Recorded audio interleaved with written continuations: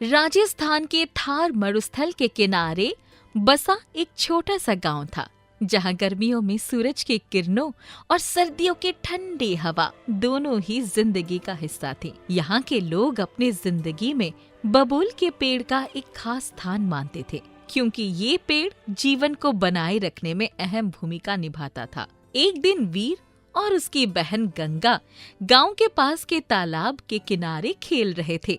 तभी उनकी दादी उनके पास आई। उन्होंने बच्चों से मुस्कुराते हुए कहा, तुम्हें मालूम है ये बबूल का पेड़ कितना खास है हमारे लिए? क्यों दादी, ये तो सिर्फ एक कांटों वाला पेड़ है, इसमें ऐसा क्या खास है? बेटा, ये सिर्फ पेड़ नहीं, हमारे पूर्वजों का कहना है कि ये पेड़ किसी ऋषि का आशीर्वाद है। एक समय था जब हमारे गांव में पानी और भोजन का अकाल था।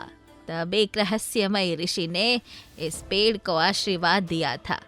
इस पेड़ ने तब से हमारे जीवन को आसान बना दिया है।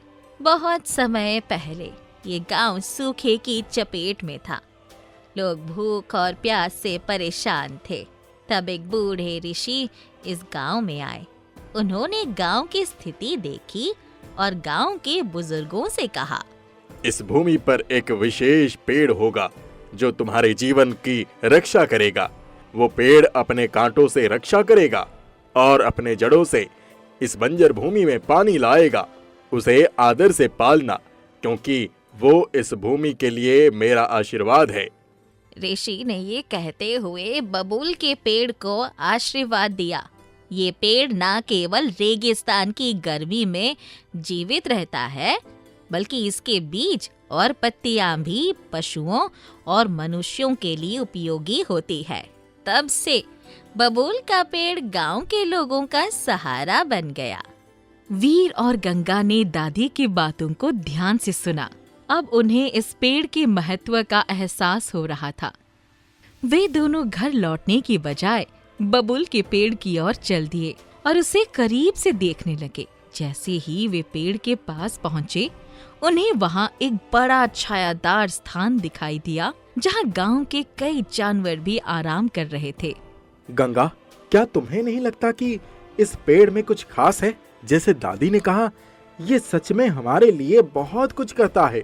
हाँ भाई, लेकिन क्या हम इस पेड़ की देखभाल करने के लिए कुछ कर सकते हैं? उसी समय हवा का एक ठंडा झोंका चल पड़ा और बच्चों को एक गहरी कोमल आवाज सुनाई दी। वे थोड़े चौंके पर घबराए नहीं। ये बबूल का आत्मा था, जो बच्चों को उनके सवाल का जवाब देने के लिए प्रकट हुई। बच्चों, मैं यहाँ तुम सबकी रक्षा के लिए हूँ। मेरे कांटे, मेरी पत्तियाँ और मेरे जड़ें सब तुम्हारे लिए है। मेरी देखभाल का मतलब है कि तुम मेरी छाया, मेरा फल और मेरी जड़ें सुरक्षित रखो।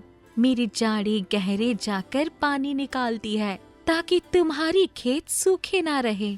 वीर और गंगा उस आवाज को ध्यान से सुन रहे थे। उन्हें महसूस हो रहा था कि ये पेड़ सिर्फ एक साधारण पेड़ नहीं, बल्कि उनके जीवन का आधार था। अगले दिन वीर और गंगा ने गांव के बच्चों को इकट्ठा किया और उन्हें बबूल के पेड़ की कहानी सुनाई। सभी ने मिलकर ये प्रण किया कि वे इस पेड़ की देखभाल करेंगे और किसी को भी इसे नुकसान नहीं पहुंचाने देंगे। वे सब मिलकर पेड़ के चारों ओर एक छोटी सी बाड़ बना देते हैं और उसकी देखभाल करते हैं। इस प्रकार वीर और गंगा ने न सिर्फ अपने गांव के बच्चों को, बल्कि पूरे गांव को ये सिखा दिया कि बबूल का पेड़ उनके जीवन के लिए कितना अनमोल है। अब गांव के हर कोई बबूल का सम्मान करता है और उसे संरक्षित रखने का प्रयास करता है। सविता अपने पति चंदन और 2 बच्चों के साथ रहती थी। सविता का पूरा समय बच्चों को संभालने में ही चला जाता था और जो थोड़ा बहुत समय बचता उसमें घर का सामान लाने और खाना बनाने में चला जाता था। सविता को अपने लिए वक्त ही नहीं मिलता था। एक दिन सविता को सहेली मीरा सविता से मिलने आती है। अरे ओ सविता, तेरा तो कुछ ही पता नहीं चल रहा कहाँ रहती है। कभी हमें भी खबर दे दिया कर। क्या बताऊं, मैं तो घर के कामों में ही व्यस्त रहती हूँ। किसी से मिलने जुलने का वक्त कहाँ मिलता है। अरे वक्त निकालोगी तभी तो वक्त मिलेगा। मैं कल आती हूँ, फिर बाजार चलेंगे। अच्छा ठीक है। सविता अपने पति चंदन से इस बारे में बात करती है। वो आज मेरी सहेली मीरा आई थी, कह रही थी कल बाजार चलने के लिए। अरे मगर बच्चों को स्कूल से कौन लाएगा? हाँ, वही मैं सोच रही थी। अगर हो सके तो कल ही आप बच्चों को स्कूल से ले आते तो अच्छा होता। अच्छा, अब कल का कल देखते हैं। अगले दिन मीरा वापस से सविता के घर आती है। अभी चंदन घर पर ही था। अरे सविता, तो तैयार है ना बाजार चलने के लिए? रुको रुको, मैं इन्हें बताकर आती हूँ। तभी चंदन कमरे से बाहर आता है। अरे ठीक है, तुम जाओ बाजार, मैं बच्चों को ले आऊंगा स्कूल से। चल सविता, अब तो कोई बात ही नहीं, चल बाजार चलते हैं। मीरा और सविता बाजार चली जाती है। इसी तरह अब मीरा और सविता अक्सर साथ में बाजार जाने लगती है। अरे सविता, मुझे बहुत भूख लगी है, चल नूडल्स खाते हैं। सविता ने कभी नूडल्स नहीं खाया था। ये नूडल्स क्या होते हैं? अरे चल ना, मैं बताती हूँ। सविता और मीरा नूडल्स खाते हैं। नूडल्स बहुत स्वादिष्ट थे, इसलिए सविता ने अपने बच्चों के लिए भी नूडल्स पैक करवा लिया। बच्चों को ये बहुत पसंद आएगा। सविता अपने बेटे और बेटी कुसुम को नूडल्स देती है। माँ, ये नूडल्स तो बहुत स्वादिष्ट है सच में। हाँ हाँ, मैं आज पहली बार खाई तो मुझे अच्छी लगी, इसलिए तुम लोगों के लिए भी ये ले आई। माँ, पता है क्लास में कभी कभी मेरे दोस्त यही लेकर आते हैं, आप भी कभी बनाकर देना हमें। ठीक है बेटा, मैं इसे बनाना सीख लूंगी। सविता नूडल्स बनाना सीखने लगती है और जब भी नूडल्स वाले के पास जाती तो सब सामान देखती और ये भी देखती कि वो कैसे बना रहा है। सविता जल्दी ही स्वादिष्ट नूडल्स बनाना सीख लेती है और बच्चों को देती है। माँ, ये नूडल्स तो सच में बहुत ही ज्यादा स्वादिष्ट हैं, बाजार के नूडल्स से भी ज्यादा स्वादिष्ट। हाँ माँ, मेरे दोस्तों को भी बहुत पसंद आया। चल ठीक है, मगर हाँ, कभी कभी नूडल्स बनाकर दे दिया करूँगी, हर रोज नहीं। इधर बहुत महीने गुजर गए लेकिन मीरा सविता से मिलने नहीं आ रही थी। पता नहीं मीरा कहाँ है, कोई खबर ही नहीं मिल रही। शायद काम में व्यस्त होगी, समय मिलेगा तो खुद ही आ जाएगी। एक दिन मीरा सविता से मिलने आई और आते ही रोने लगी। अरे मीरा, क्या हुआ? तो क्यों रो रही है? सब ठीक है ना? नहीं सविता, अब तो कुछ भी ठीक नहीं, सब बिगड़ चुका है। अरे क्या हुआ, पूरी बात तो बता। कुछ नहीं, पहले ही मेरे पति का एक्सीडेंट हो गया और उसी वक्त उनकी मृत्यु हो गई। अब मैं क्या करूं, मुझे तो कुछ समझ नहीं आ रहा। हे भगवान, ये क्या हो गया? तू हौसला रख, हम सब तेरे साथ है।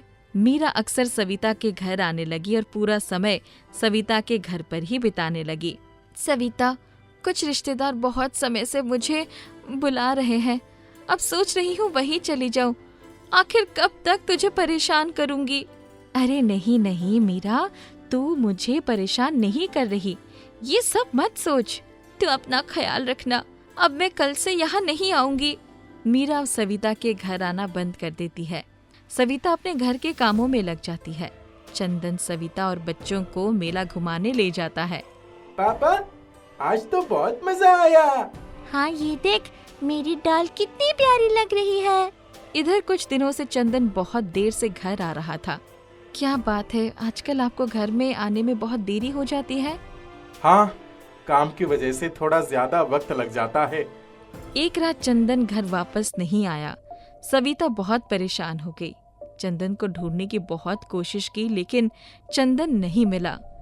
कई महीने बीत गए लेकिन अब भी चंदन घर नहीं आया।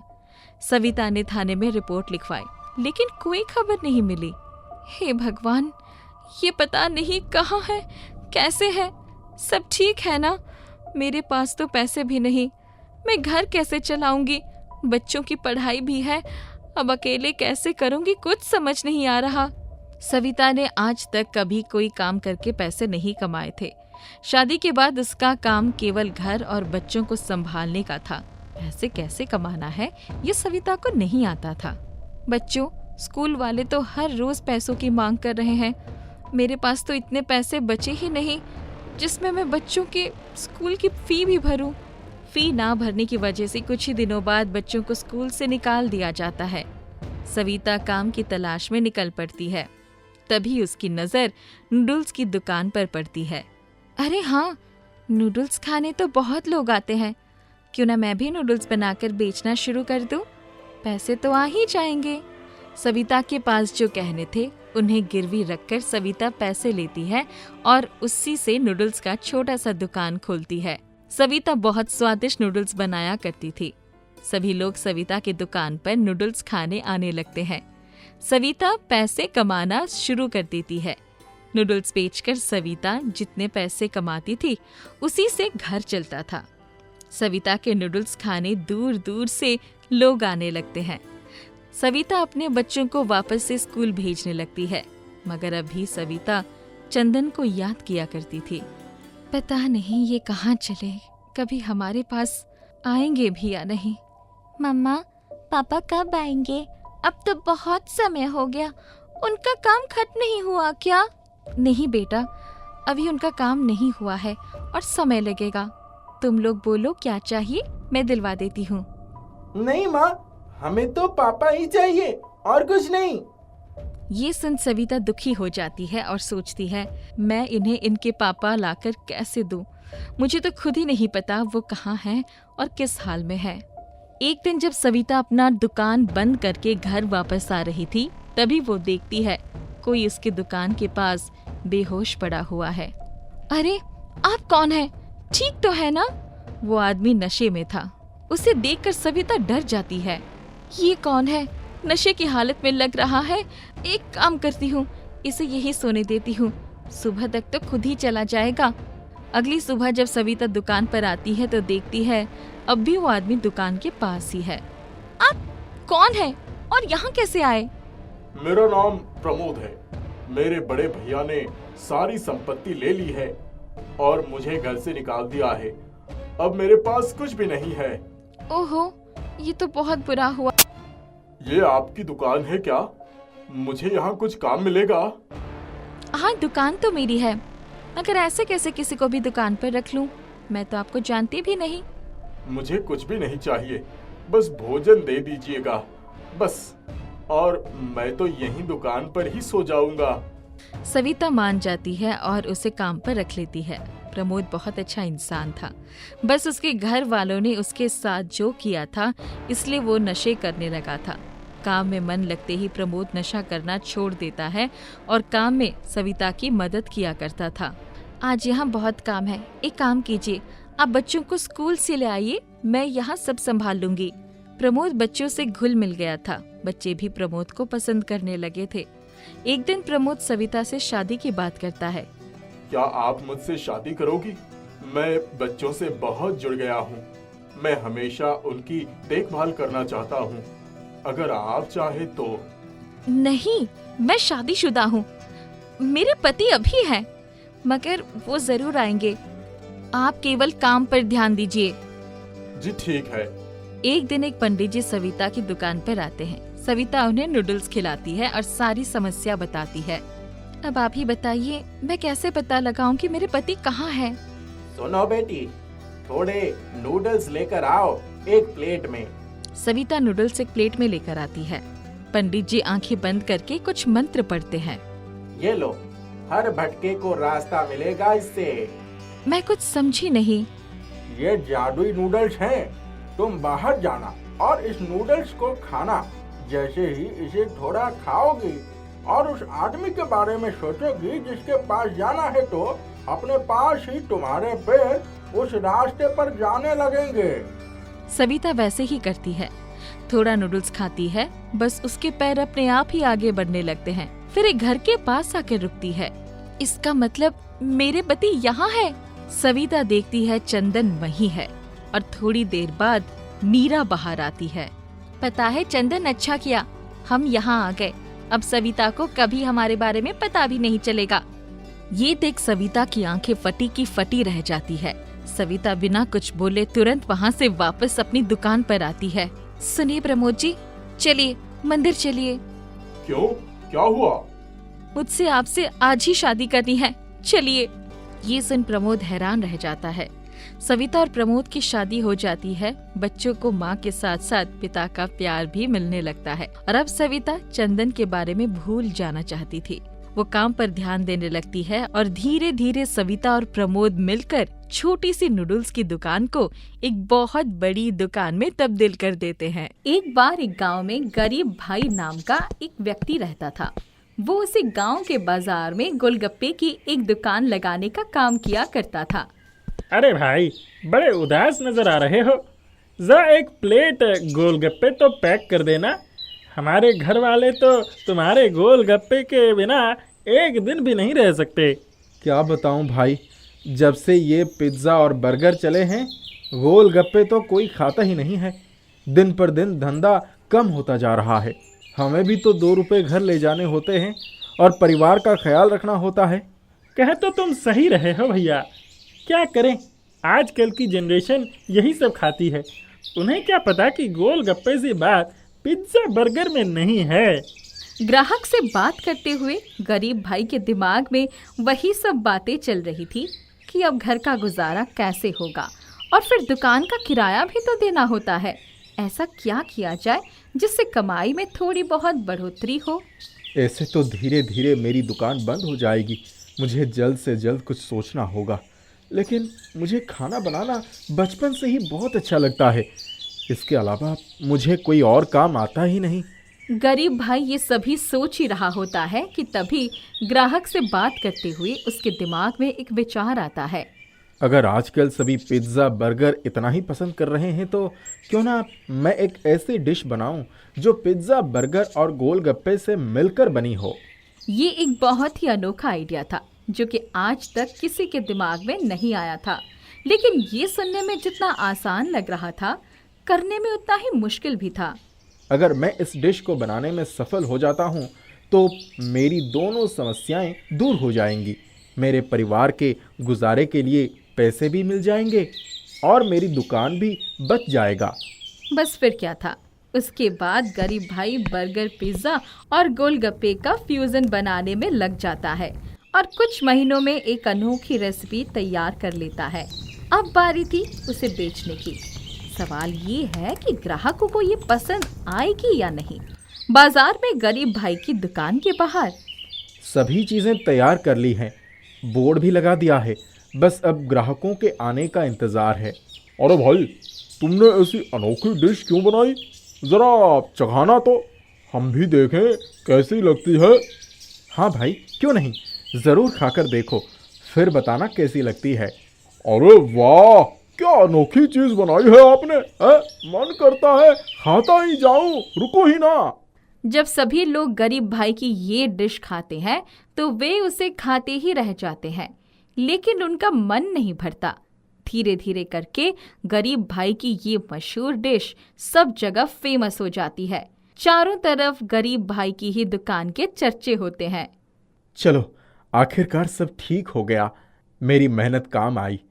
बस मुझे खाना बनाने से अलग नहीं होना पड़ा।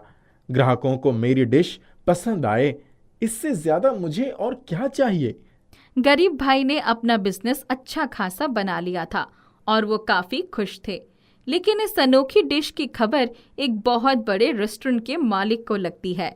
एक मामूली से सड़क छाप गोलगप्पे वाले ने ऐसी अनोखी डिश का आविष्कार कर दिया और तुम लोगों को मैं इतने पैसे देता हूँ, तुमसे कुछ भी नहीं हुआ।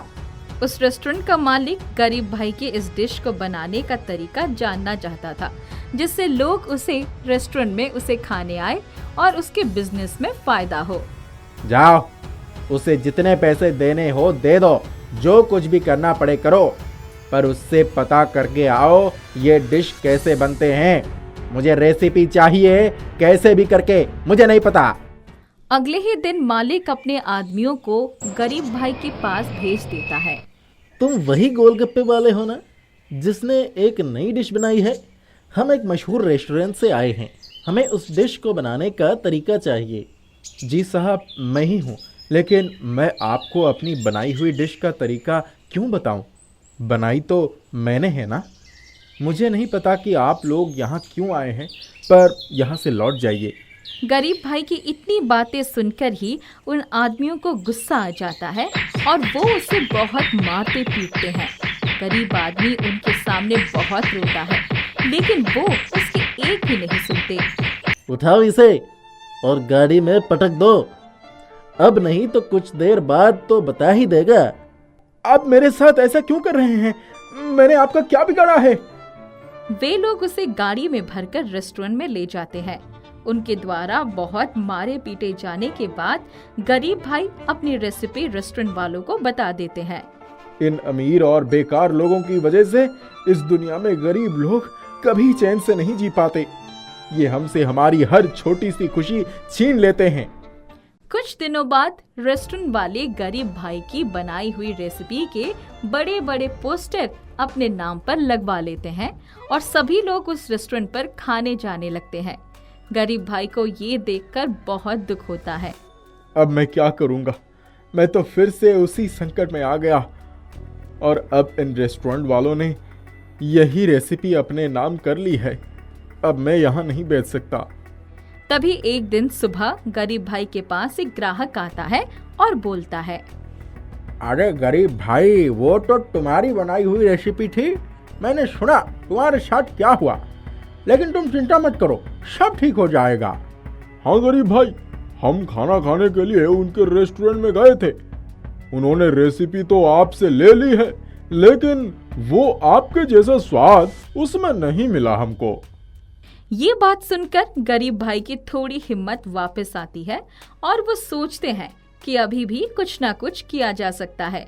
उसके बाद वो रेस्टोरेंट वालों के पास जाते हैं। लगता है कि तुम लोगों ने रेसिपी तो मुझसे जबरदस्ती ले ली, लेकिन मेरा स्वाद जबरदस्ती मुझसे नहीं छीन पाए। तभी उस रेस्टोरेंट का मालिक वहां आ जाता है और वो बड़े प्यार से गरीब भाई से कहने लगता है, अच्छा, तो तुम हो गरीब भाई जिसने एक डिश को इतना मशहूर बना दिया। बुरा मत मानना, लेकिन क्या तुम हमारे यहाँ काम करना चाहोगे? रेस्टोरेंट के मालिक की ऐसी बातें सुनकर गरीब भाई को बहुत गुस्सा आ जाता है। मैं तुम जैसे लालची और कपटी लोगों के यहाँ काम नहीं करूँगा, चाहे मैं 2 रुपए कमा कर ही अपना गुजारा क्यों ना कर लूँ, पर तुम्हारे साथ काम कभी नहीं करूँगा। तुम लोग मेरे हाथ का स्वाद बेचकर चौगुना कमाओगे और कस्टमर्स को बेवकूफ बनाओगे। अरे नहीं, तुम गलत समझ रहे हो गरीब भाई, ऐसा कुछ नहीं है। इतने में ही गरीब भाई वहां से गुस्सा होकर वापस चला जाता है। रेस्टोरेंट में उस रेसिपी को ना बिकने के कारण रेस्टोरेंट की इमेज दिन ब दिन खराब होती जा रही थी। उसके बाद तंग आकर रेस्टोरेंट वाले उस रेसिपी को अपने बोर्ड से हटा देते हैं। फिर एक दिन गरीब भाई की दुकान के बाहर, गरीब भाई, मैंने तुमसे कहा था ना, सब ठीक हो जाएगा। देखो, उन लोगों ने तुम्हारी रेसिपी का बोर्ड ही हटा दिया। अब तुम आराम से अपनी रेसिपी हमें बनाकर खिला सकते हो। हाँ, क्यों नहीं। फिर क्या था, सभी लोग वही स्वादिष्ट रेसिपी गरीब भाई की दुकान पर खाने पहुंच जाते हैं और वहां पर पहले जैसी भीड़ लग जाती है और गरीब भाई के जीवन में सब पहले जैसा खुशहाल हो जाता है।